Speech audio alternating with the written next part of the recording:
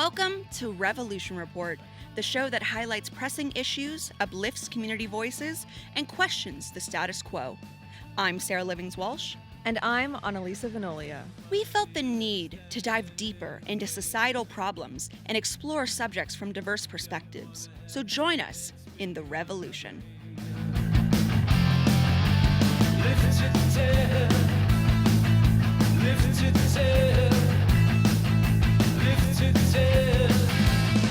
In this episode of Revolution Report, we're going to talk about the fascism blatantly on display here in the United States. And we're also going to discuss a way to protest fascism that is also a really effective method of countering the media tactics of the Trump administration. We've got a lot to discuss, so let's get right into it. Let's do it.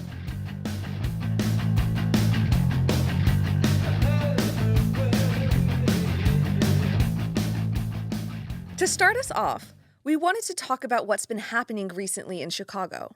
While ICE is escalating their activity and violations of human dignity across the country, Chicago has been made the current focal point for their actions.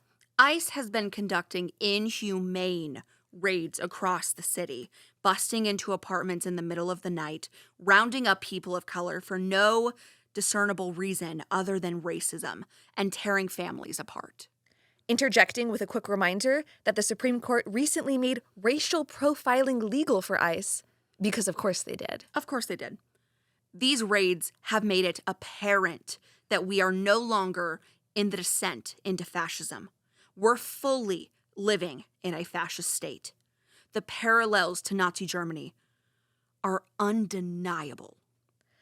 A couple of weeks before the time of this recording, a story came out about a man who hid his neighbor and her daughter in his apartment to protect them from ICE.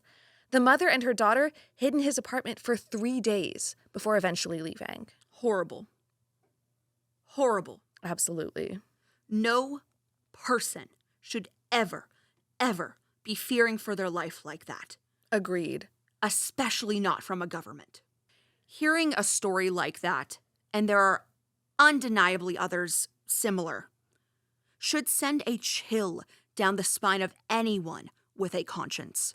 Mm-hmm. Families having to hide from what are effectively state police who are targeting them and trying to send them to internment camps. Sounds a lot like what Anne Frank and thousands upon thousands of Jewish people went through under Nazi Germany. The fact that we're living through this in America, and some people still don't recognize that we're living in a fascist state, I want to shake them. Like, shake sense into them. Yeah.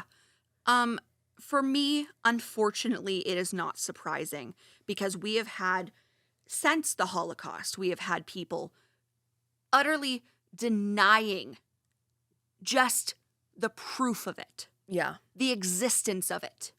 It does not shock me that people living through fascism as we speak are denying it.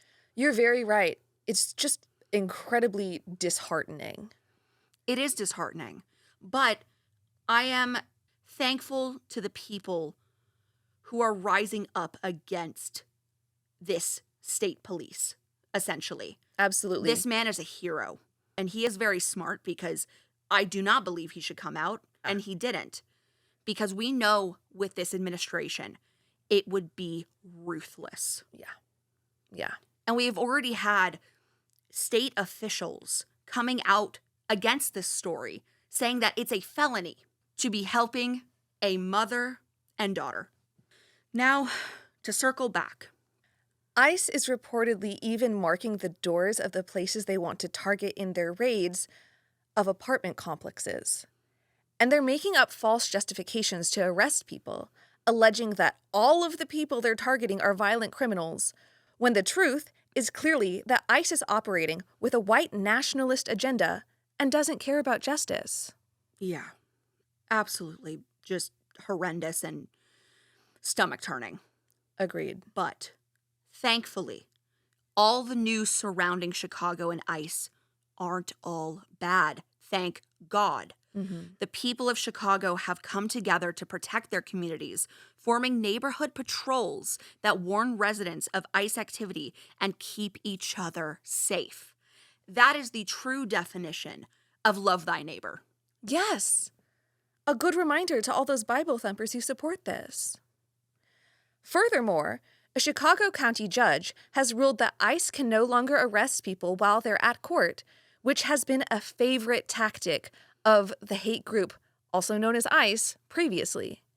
And, in even more good news, a federal judge ruled that all ICE agents in Chicago who are not undercover must wear visible identification while working. This is a step towards accountability for ICE agents in the city, who will no longer be able to use the shield of anonymity to get away with their crimes. And one more thing. At the time of this recording, this episode, federal judges have blocked Trump's efforts to send the National Guard to Chicago because the administration has not been able to demonstrate a state of emergency in the city. Haha.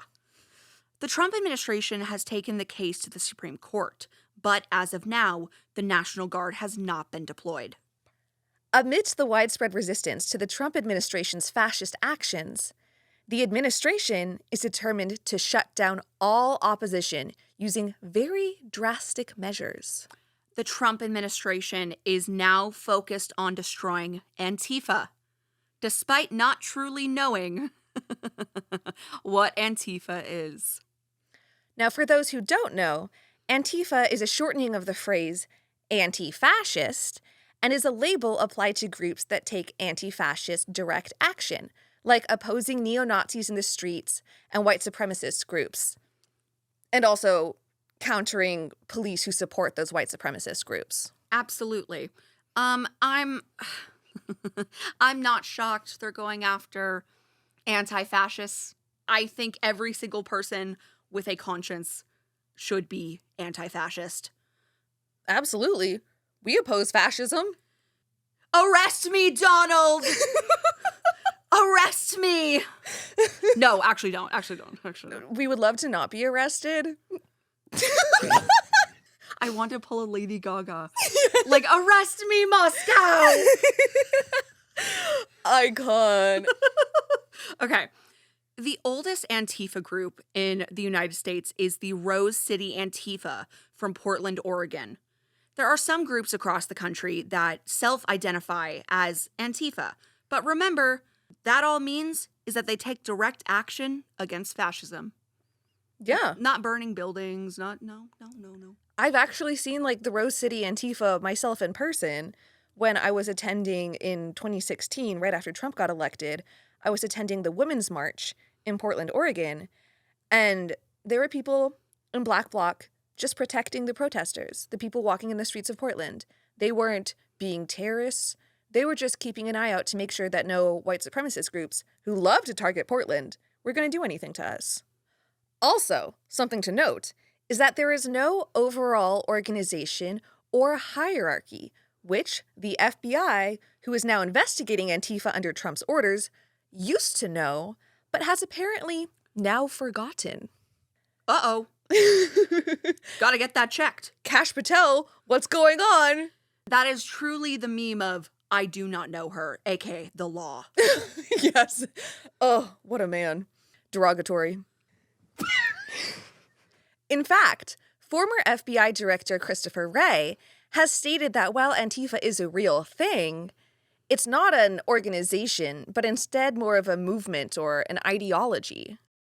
Demonstrating her usual level of intelligence, Secretary of Homeland Security Kristi Noem stated last week that Antifa is just as sophisticated as MS-13, as TDA, and as ISIS, as Hezbollah, and as Hamas, which is just utterly baseless and just fear-mongering to make people afraid of taking anti-fascist direct action. Remember our episode on media strategies? Look at how the Trump administration is talking about Antifa and resistance. They're trying to make you afraid. They're using framing and priming to try and influence the American people to stop resisting them. And Trump's attack on resistance to his fascist crimes is more than just him targeting Antifa. He recently signed Directive NSPM 7, which labels expressions of certain beliefs as evidence of radical left violence and terrorism. Insanity. And now, what are those beliefs, you may ask? I've been dying to know. Get ready, Queen, because this list is perhaps one of the most blatant displays of fascism yet. Here they are: anti-Americanism, anti-capitalism, anti-Christianity, support for the overthrow of the United States government. Like January 6th. Speak on it. So you're gonna put them back in jail? You're gonna, re-indict them? Yeah. You're gonna... Extremism on migration, extremism on race, extremism on gender, hostility towards those who hold traditional American views on family, hostility towards those who hold traditional American views on religion, and lastly, hostility towards those who hold traditional American views on morality.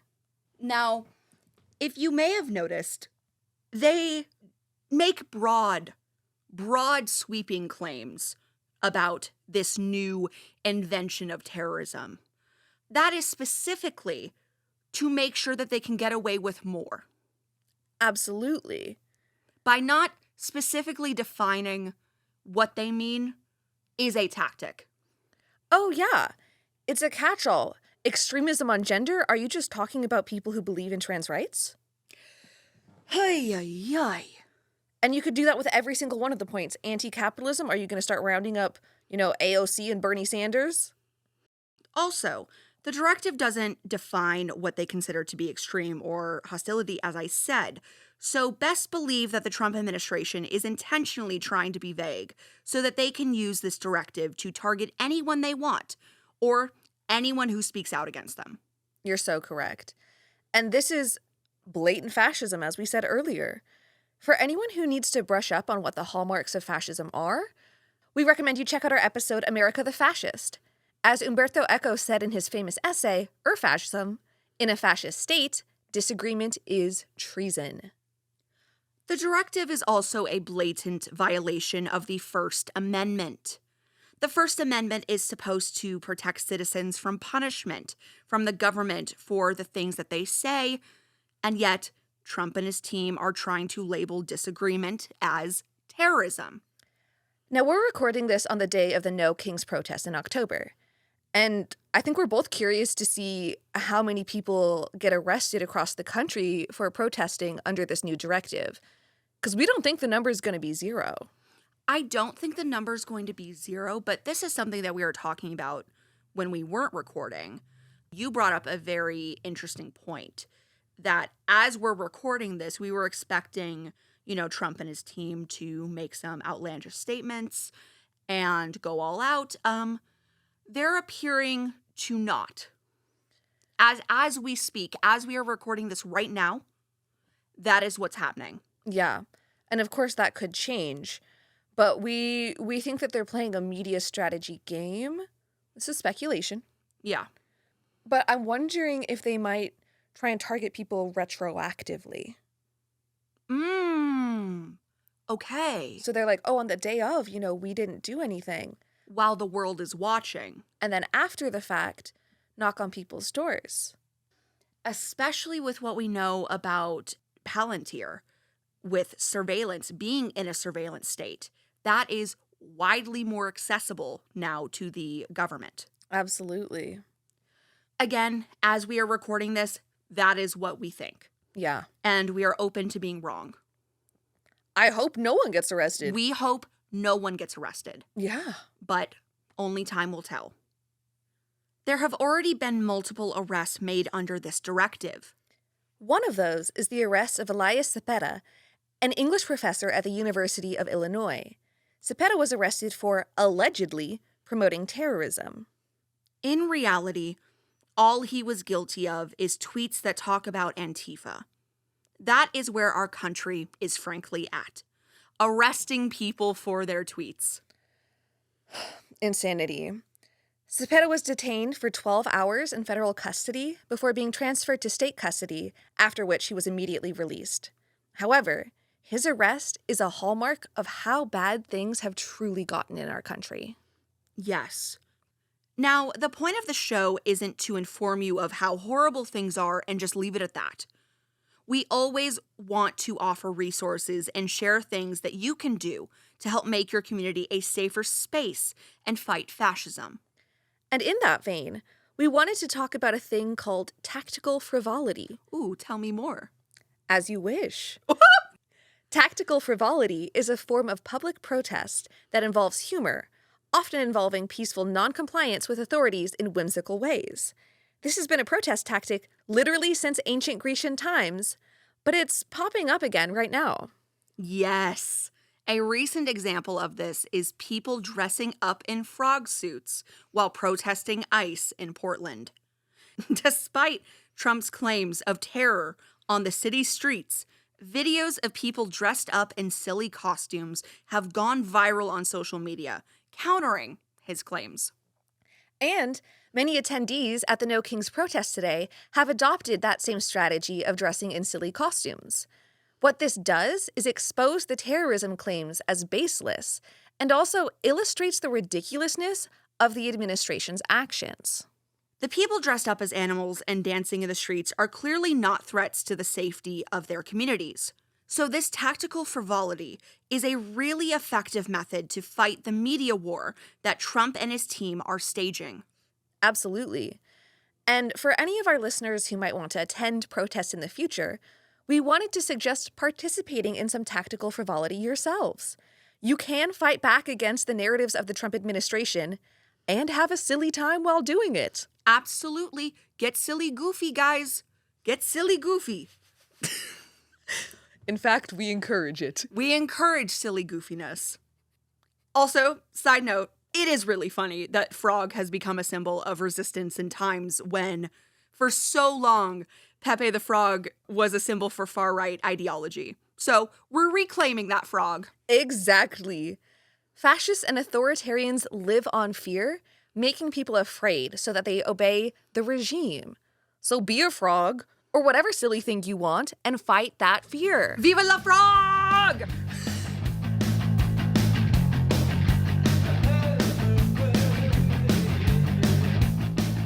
That's about it for this episode. We hope it was informative. As always, you can check out our website, handballcourtradio.com. You can also follow us on Blue Sky at Handball Court Radio.